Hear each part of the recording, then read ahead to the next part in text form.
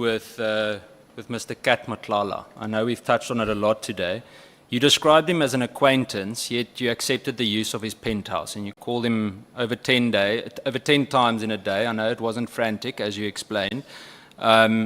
Is that how you normally treat acquaintances? And the reason I ask that to you is that I struggle to see how most of us, I think, would go and stay in someone's home that we don't actually know, that we've just met, that we're not close to in any way. What's the question? Is it acquaintance or how did I stay in the house? I said, is that how you normally treat acquaintances? Do you stay in random people's houses? No. Well, you also add the 10 times. I did say I phoned the journalist about the story 10 times. So it's not... No, but I'm asking you a question about acquaintances. No, I'm coming on that. Yeah, but you don't have to question me. No, I'm not. I'm answering to say Okay. It's not something abnormal to phone somebody 10 times, including the journalist that you are not an acquaintance with.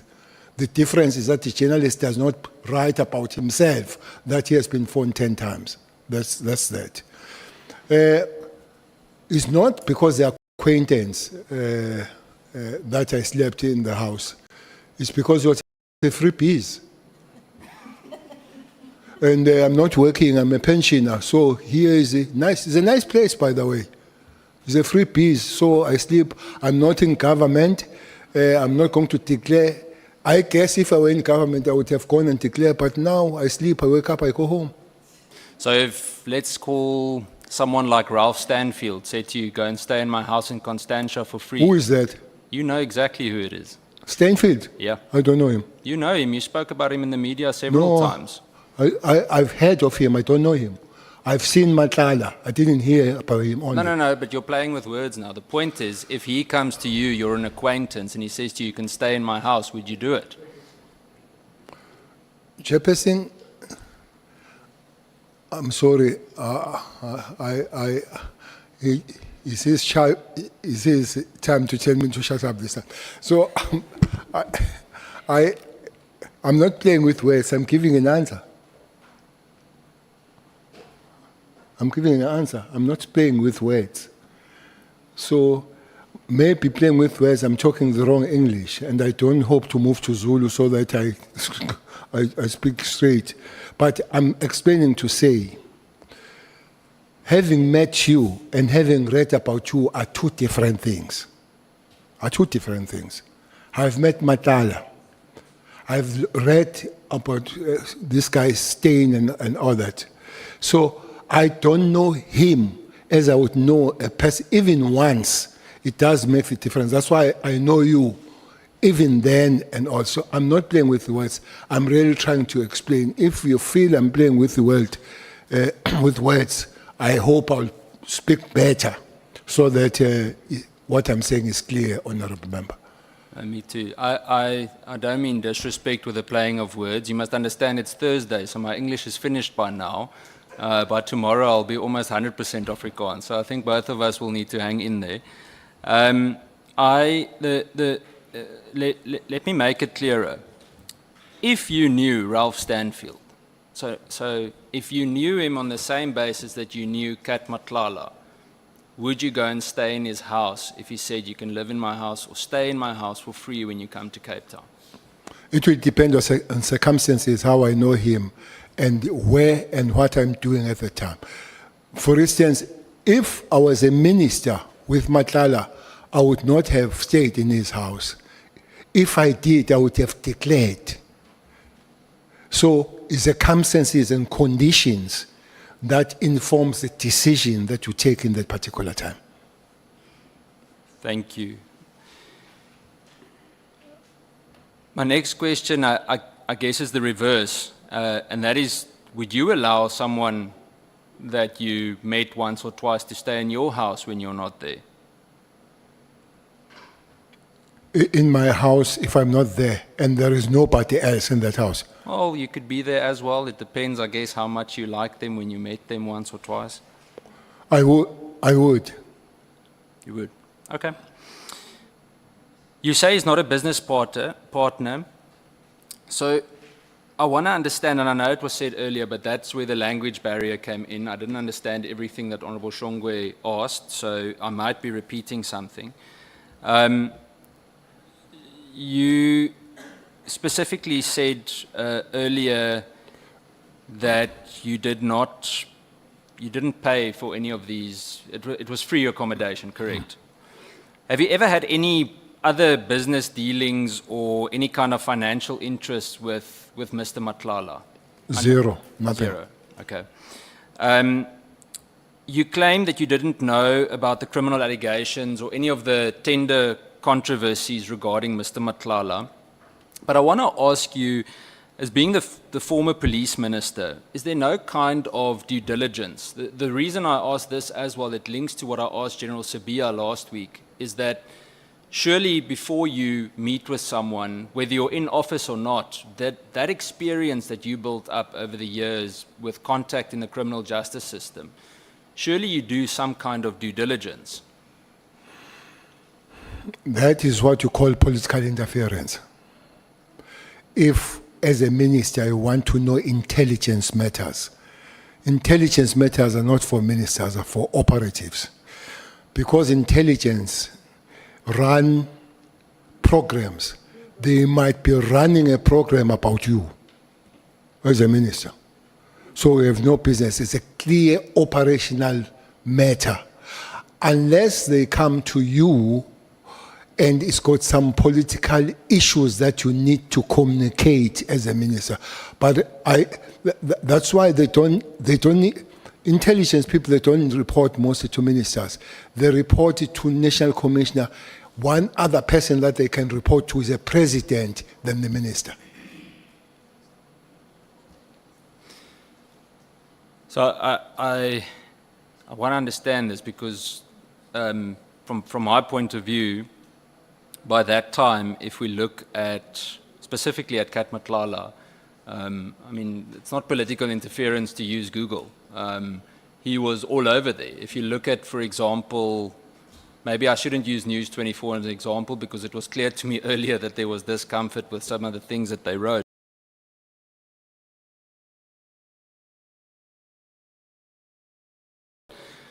But just on that platform, Mr. Mkhwanazi had been there a lot. Do you not check who you meet with? Is there, and there are many ways of doing that without interfering in any... But for now, I check nobody. I meet whoever wants to meet me. I'm a free agent. I'm a free South African. If you want to meet me after this, we can meet. No, I'm all right. Okay. That sounds bad. I don't mean it that way. We can maybe have a coffee tomorrow.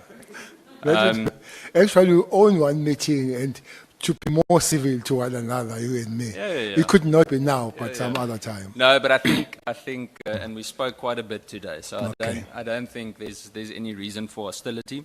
Okay. I'm going to stick to the Mkhwanazi discussion a little bit more, and this touches again on what the discussion held with General Sibiya last week. The reason why I keep on asking the questions regarding association is that here we have someone who's the former Minister of Police, or I'm not comparing you directly to General Sibiya, I'm just showing how the questions are similar. And we have a General Sibiya who is the Deputy National Commissioner of the South African Police Service, yet he has these brief breakfasts with Brown Mkhotsi and maybe touches a bit on Mkhwanazi and so on. Does that association not bother you in any way? Is it not problematic to you, or and I mean you can say we're allowed to agree to disagree. Does it not bother you to have that association?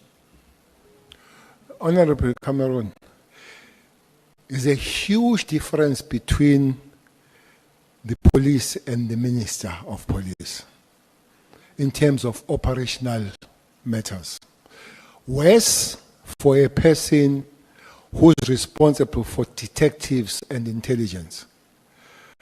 The question, I was taken aback, and I must say here, I do not believe that he did not know things about CAT as at at that level and that position. If it's true that he didn't do anything, it does not deserve to pay the job. Does not. Because he's the last line of defense, really. From him and his information, that information must be operationalized. If it is not known there, nothing right will be done by the people that are on operations. For him to say so, I was taken aback, and I said, that can't be.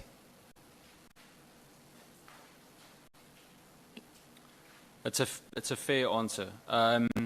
Your personal relationship with Mr. Nhlanhla, or your relationship with Mr. Nhlanhla, did you, and this is just for the record, did you in any way ever participate or influence or advise on any of the decisions or the processes relating to the 360 million rand Medicare 24 contract or any other related procurement in SAPS? I did not even know about this 360 until I read about it as it was compared and exposed that is the same person of Tembisa. So I didn't even know. So I had no access to it, so I could not have influenced him when I did not even know about the processes. By the way, it's generic, honorable member, that ministers don't know. Officially should be so. I would not but stand here and say all of us we don't know. But the generic ministers should not know about supply chain management issues. Then I want to move to just something that I want clarity on regarding your communication with General Mkhwanazi. Is it true that General Mkhwanazi didn't take any calls from you since the Major General Khumalo matter, and that PSS Brigadier Shabalala, Brigadier Shabalala knows this, and that you started talking again after you approached General Mkhwanazi at a car wash in Durban later on in the year? It's true. It's true that for some time we did not talk, but I did not know that it was because of General Khumalo. And unfortunately, I did not either take it as malicious that we are not talking as issue. Okay.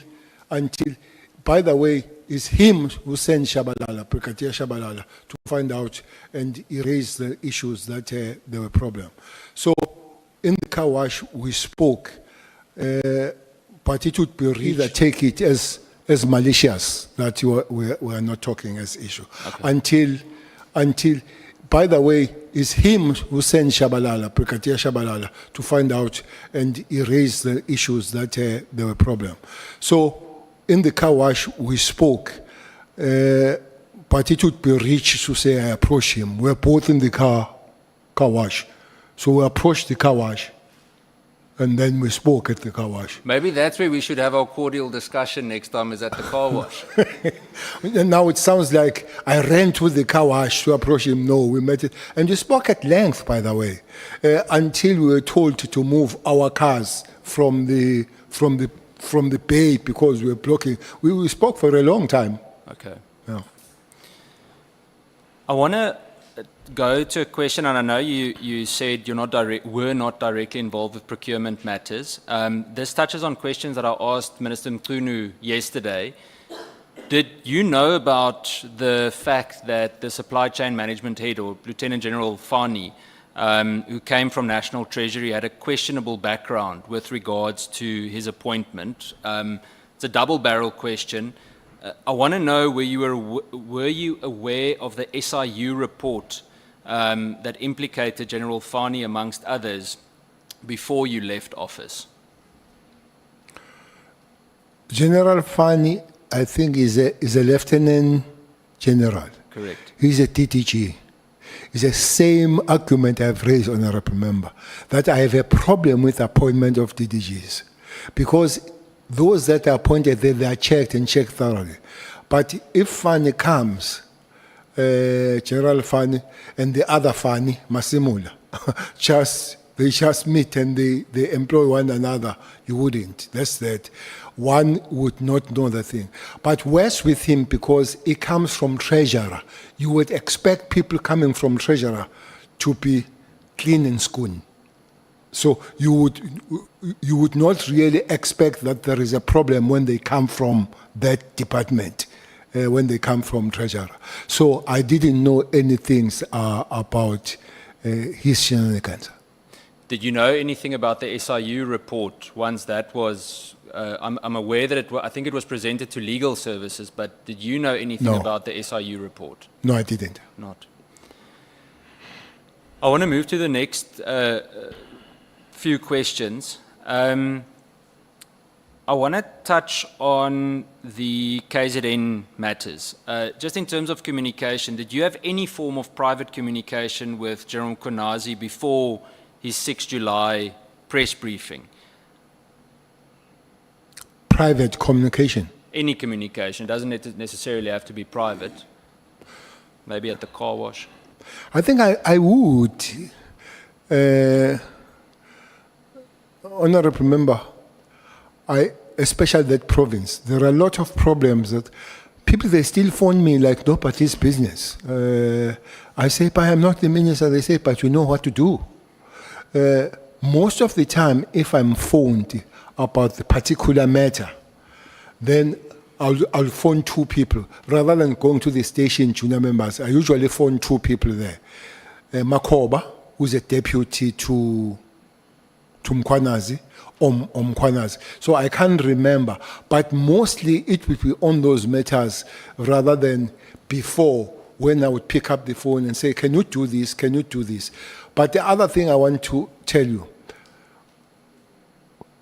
Mkhwanazi, there is no provincial commissioner that I've communicated more than Mkhwanazi, because we are there, but they are there. But what I have made a habit is that he must also report, or I will report to the national commissioner that we have communicated. For instance, you would see me in many operations there. You remember when the big bust of drugs at the port and all that. I don't know what you know, but I would not hear from somewhere else that there's that bust.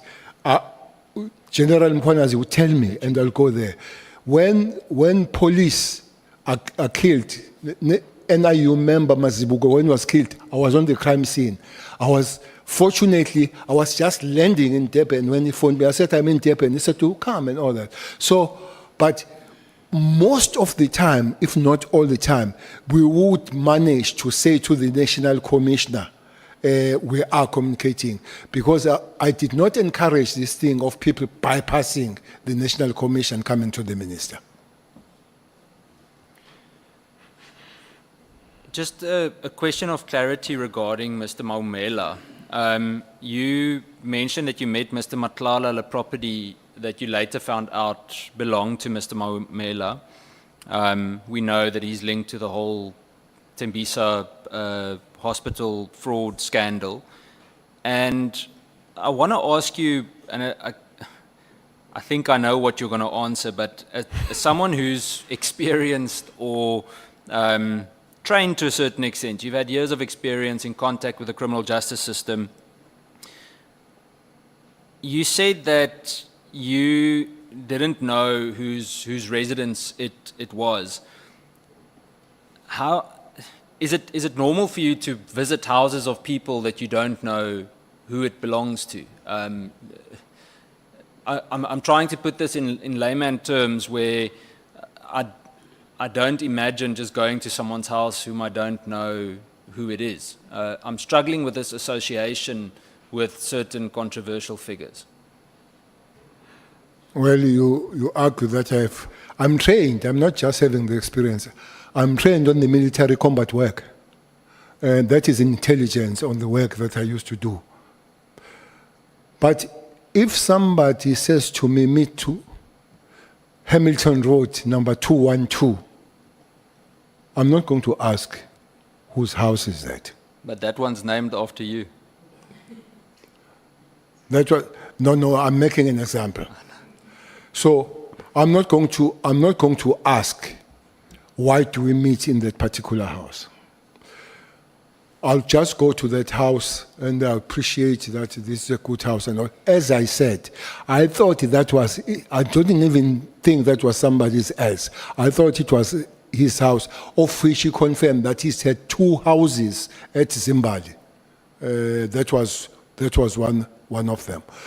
But I have met people in many ways, maybe coming from my days of underground, on I remember. So you'll be given an address that meets somewhere there, and you go and meet there. Sometimes you realize that it's a dangerous place and all that kind of stuff. So I really don't take it as essential if Honorable in Cameron phones to say we meet at Cameron Street, number 222. I will ask him, whose house is that you are meeting? And you tell me, and then I will come. No, we just go and I have met people there, including the king, by the way. I have met the king there. I was given the address at Zimbabwe, given the code open and go there. I did not even ask. I know that the king doesn't have the house at Zimbabwe, but I was not going to ask the king, Igwabanda. So whose house is this? But these things happen. I want to move to your relationship with Mr. Timmy Marimutu. Do you know Mr. Marimutu? Very well. So you've obviously met with him, spoken with him, communicated with him. What's the nature of your relationship with Mr. Marimutu? Mr. Marimutu used to be a police officer, I'm told, arrested for drug issues, I'm told. But when I went for transport, I found him at the transport department doing some work. He was specializing on the rural access roads with his contract. That's how I began to know him, that we're working on transport matters. So the talk will be around that. But at the later stage, I did realize that he was quite close with intelligence people. How I did know that is that my relationship was really on a hard rock with Mdluli. And he spoke to me and organized the meeting between me and Mdluli. So I realized that this guy is not an ordinary contract guy. He must be having some. But at the later stage, there was that accusation, which they put me on, of which I did not know, that he has put his relatives, most of them, in the crime in intelligence, of which Mdluli signed. So that's a kind of talking, and that's a kind of relationship that I would have with him. And do you still speak frequently, or is that in the past? I think it would be more than 2 years that we haven't spoken. Okay. I wanted to ask you, you touched on the appointments in crime intelligence, but were you also aware of the Hawks investigation regarding allegations of human trafficking and or trafficking specifically for sex allegations linked to Mr. Marimutu's family? And you've already said that you knew about his connection with crime intelligence. That information I've only got it from the papers, from the newspapers, but I'm aware through reading it. I want to then understand, and we did touch on the taxi industry, so I'm not going to go into the taxi industry now. I think we've covered a lot of that. I want to understand, during your time as police minister, what safeguards did you implement to ensure that you were not exposed to proximity risks or conflicts when interacting with figures from the taxi industry, dangerous figures? Did you put certain mechanisms in place? Well, besides having protect us. There is no special mechanism that will put. Mr. Honorable Member Cameron, that's a dangerous world. A dangerous world. Which one? The tax industry. It's a dangerous world. Too many people you know we have lost there. People die there. As I was saying, you sit here, I talk with you like this, and the next day you are gone. Whenever you get involved on it, you must have a little bit of a prayer, because yourself, you don't know what next will happen. You, again, going back to General Mkhwanazi, well, he spoke about the Katomena team. For some reasons, I love police, and I don't know how I fall in love with them, because I was one person that was messed up by the police. I was messed up big time. One person that I didn't like in life big time is General Poison. I didn't like that man. When he came to investigate the matter, massacre of Shoba, and I chased him away. And then they sent Pushy Engelberg. I don't know if you know Pushy Engelberg. I chased him away until the minister, then Mafumati, spoke to me that, you know what, you go investigate this thing yourself. Because I was chasing everybody away as this person, as an activist. I must be careful again with the word activist. It gave some trouble here.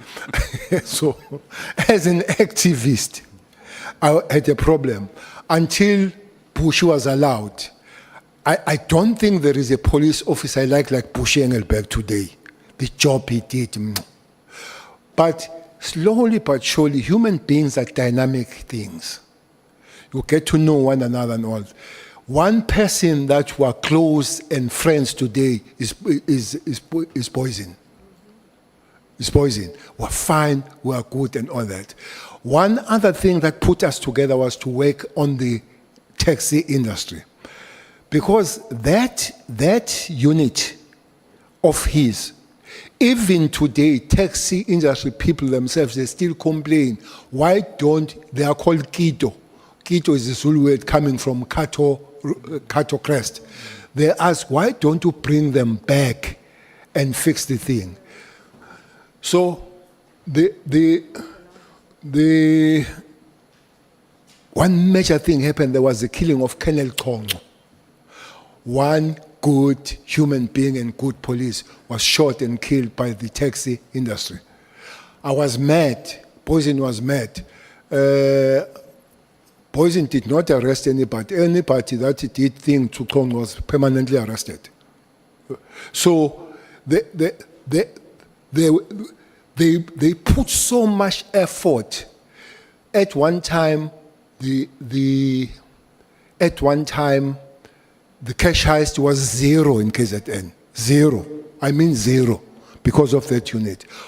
Whoever killed that unit is guilty of increasing the crime in South Africa and in that province. That's how I forever look at it. And the reason why Mkhwanazi and Mthethwa, they took that path of killing that thing, I don't know. But what I knew is that Mthethwa was may his soul rest in peace.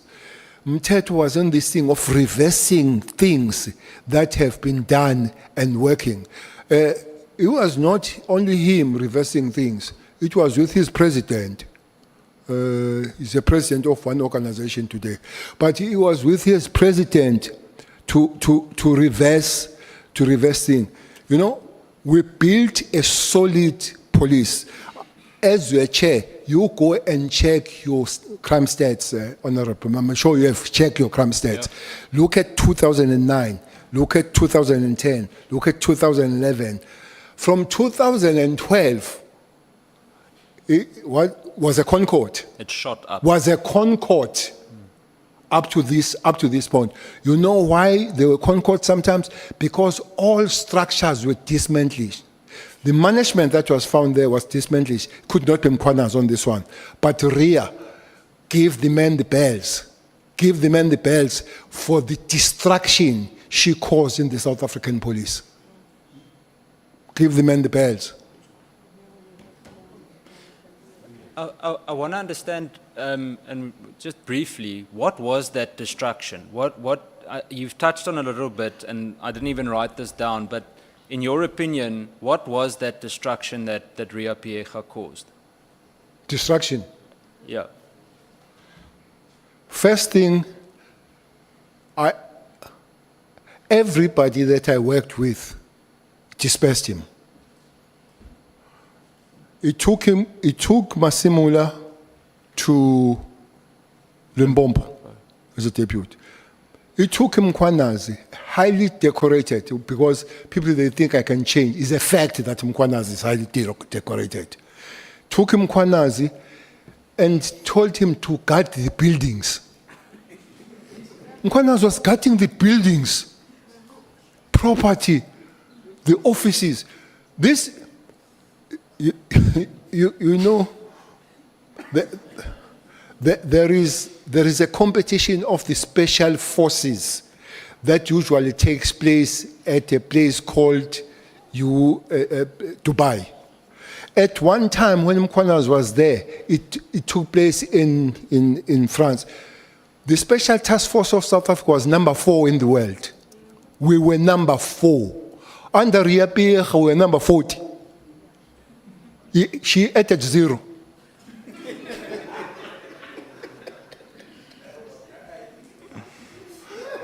I'm trying to be serious here. You're making it very I'm difficult. serious.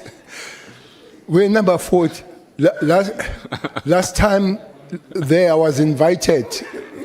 I was invited to go and receive the award for them. I think they were number 14. So I can't receive the number 14 award. But in France, I did go and I received the number 4 in the world. In the world. So that thing went down.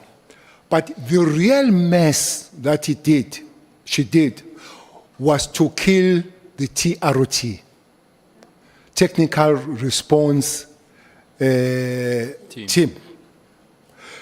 You know, just a little bit of a minute how it started about. People, they call it Bheki's police, Cele's police. I don't know why they don't call other units about people that they started.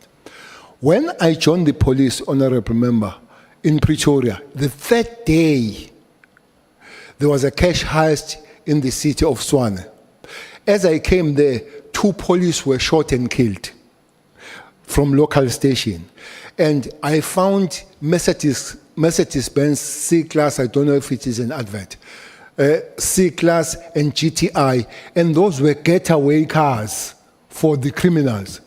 Police came in a Corona, 1.3. I said, even if they find these guys on the scene and chase them much, what is this C-Class 2.8? And then I said, from now on, 2 things we're going to do. We're going to buy police cars. The GTI, the police, and the BMWs came that time.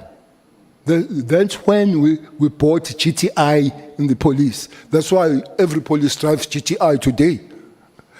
and Focus and all that. But the other problem that you had, these elite units, 2 of them, that's your Special Force and NIU, were geographically placed. They were only in Gauteng, KZN, Eastern Cape, and Western Cape. So other provinces didn't have them. So the TROT was built for them to hold the fort as we are waiting for these guys. But TROT did not hold the fort. They did the job. TROT moored the Cashiers guys. They moored them goed. Now, that was the first one. The second one of their job, that time we had cluster. I know you have had interest in the police. We have cluster policing, where 5 stations to 7 will be together. We said every station will have about 10 members of the TROT, Amaparet. So if there is an incident there, they will converge and respond. But if not, they will patrol their precincts. That's why crime like pickpocketing, crime like housebreaking, because those guys, they saturated and took over policing every street, every township. Even today, if you move around here, people are asking, where are the pirates? Ask Ria, Pierre, where are they? As she come, it dismantles them. He took their cars, he took a veto that they were using and give it to the police, to the station command. How do you take a veto and give it to the station commander to go and buy milk?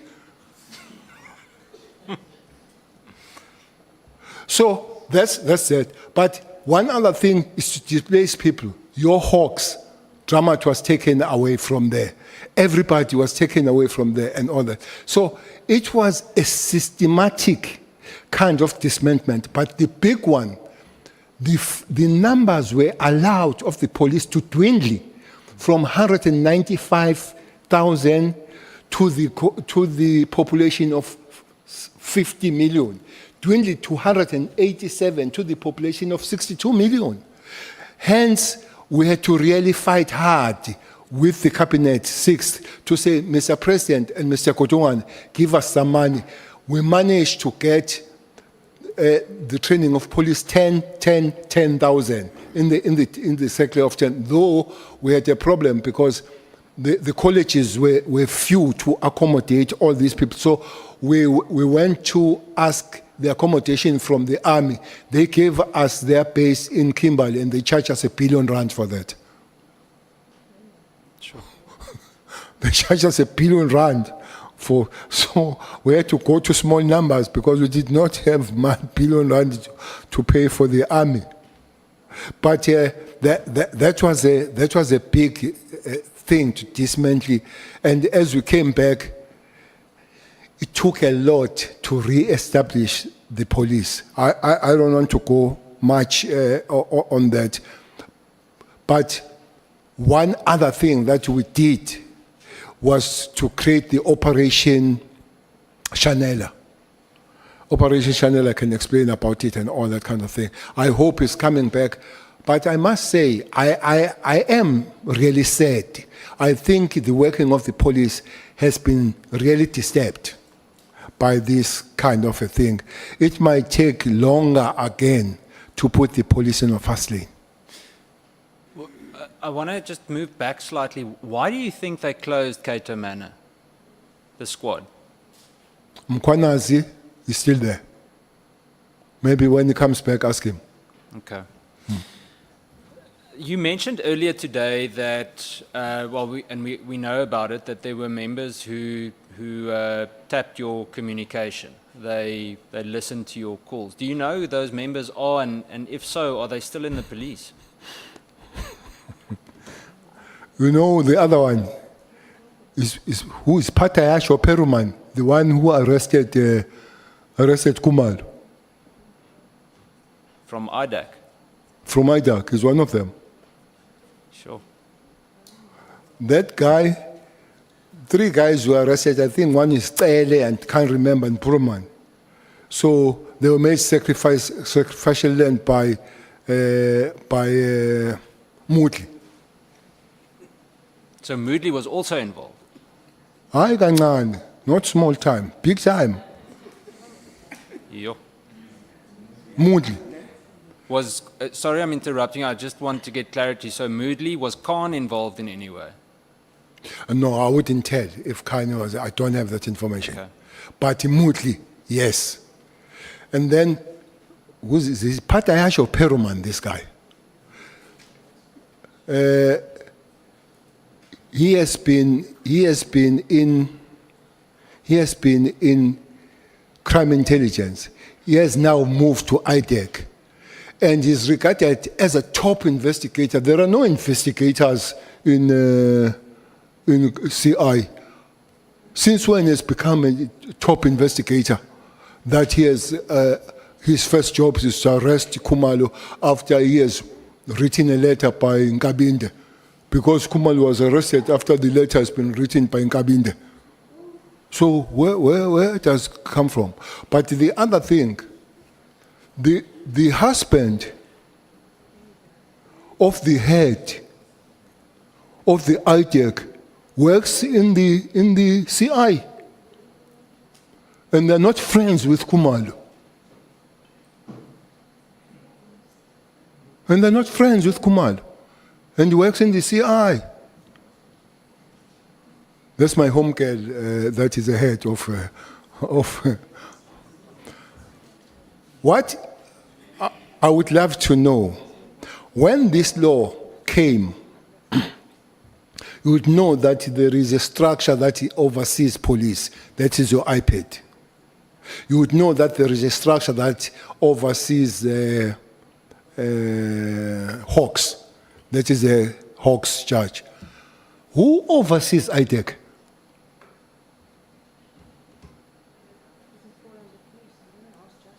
Who oversees IDEC? Or are they law unto themselves? You can't have a powerful structure that does as it wishes and nobody looks after it. Hence, we have a judge that looks after the Hawks. That judge is there. You report to the judge, you go to IPID, either they work or what, they exist. I guess these lawyers sitting there, there can be a structure that you can take to them if they get out of way. There is a structure where you took to, whether correct or incorrect, but where do you take IDEC? When they arrest somebody for hiring somebody, it's a disaster to have such a structure that nobody oversees it. Maybe the legislators can look at that as the time goes on. What do you think, and this is also, I'm going off the list that I made today, but what do you think the reason is for that specific group targeting General Khumalo?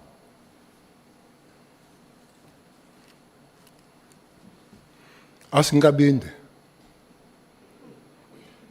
It's Nkabinde who wrote the letter there. I don't know if somebody sent it, but I'm told it was written by him to say act. So I don't know. But Auntie Mary has serious issues with Khumalo and Cele. I hope ITEC doesn't come to knocking my door again one day. But has a serious issue with Khumalo and all. But I don't have a reason why they would have a problem with Khumalo. Honorable Ngola. No, Chair, the General keeps on repeating a letter written by Nkabinde. Maybe if you can be clarified which letter is that, so that we are able to even check if it's part of the evidence that we have. Thank you.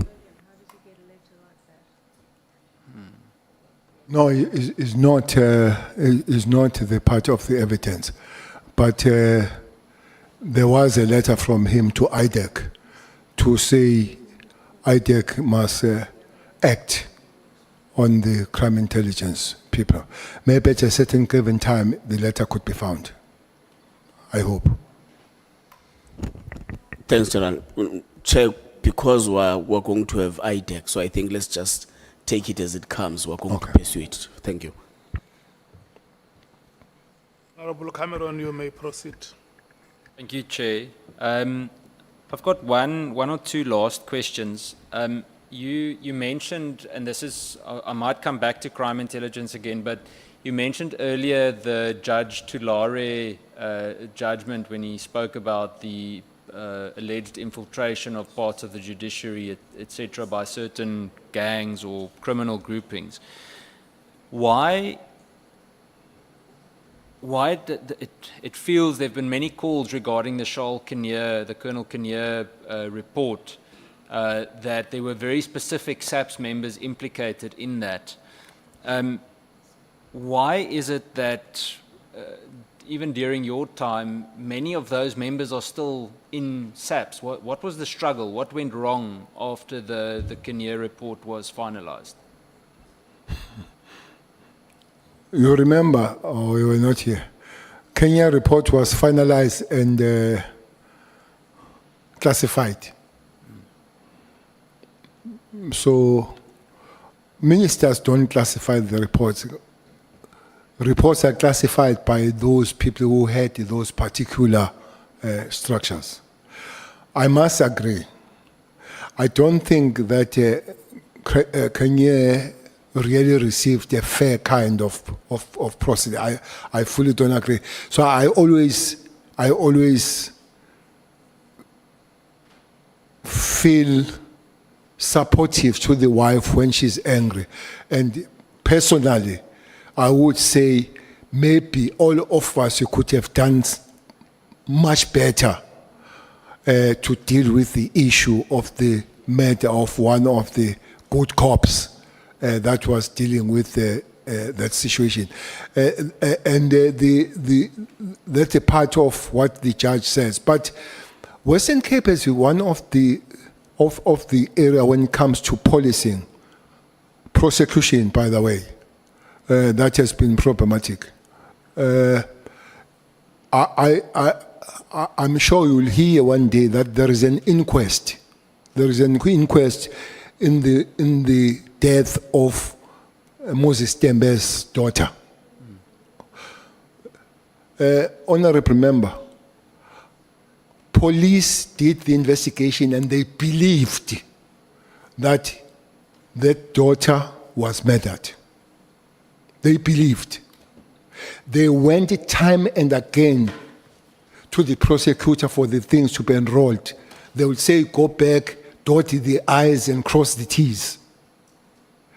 Until they said, if you can't do it, give us a certificate. I went to the president personally. I said, Mr. President, your Minister of Police is going to do something funny. Is going to support the private prosecution. And the prosecutor refused to give certificate. So he can't prosecute, he can't give certificate. So you are stuck in the middle. But now I know that inquest, the magistrate that is there now is asking the question, why this thing was not enrolled, because it's an obvious case. You should ask the prosecutor that did not enroll it in this Western Cape. Chair, I think that's an important note for us as an ad hoc committee, is just regards the two things, and I'm sure former Minister Cele would agree, the integrated justice system, the fact that we don't have that yet. So very often the police get the blame for things that they shouldn't be getting the blame for. So we need that system to really pinpoint where the issues, the real issues are. That's the one thing. The second thing is, I think something to zoom in on with all of this is to really sample where the prosecution crisis lies. Justice Chair can lead the way for us. He says he doesn't have much work, so he certainly can. Chair, that's it from me. No more questions. I'm glad we've ended this discussion better than we did previously. Thank you, Minister. Okay, we'll see that at a later stage. But we won't go back there. You must stay with that commitment. I can see that you are getting closer to each other. Honorable Thapa. Thank you, Chairperson, and good evening, former Minister Cele. It's been a long day for you. I don't have a lot of time, so it won't be too long. I want to go back to Kat Mklala, because it seems with the interactions we've had over the past few days and what you read in the media and in the testimonies, it seems everybody had some interaction with him in some form, way or manner. The meeting that took place in December, where you had a meeting with Mr. Nhlanhla, he told you that he had an SAPS tender and that he was willing to make false and criminal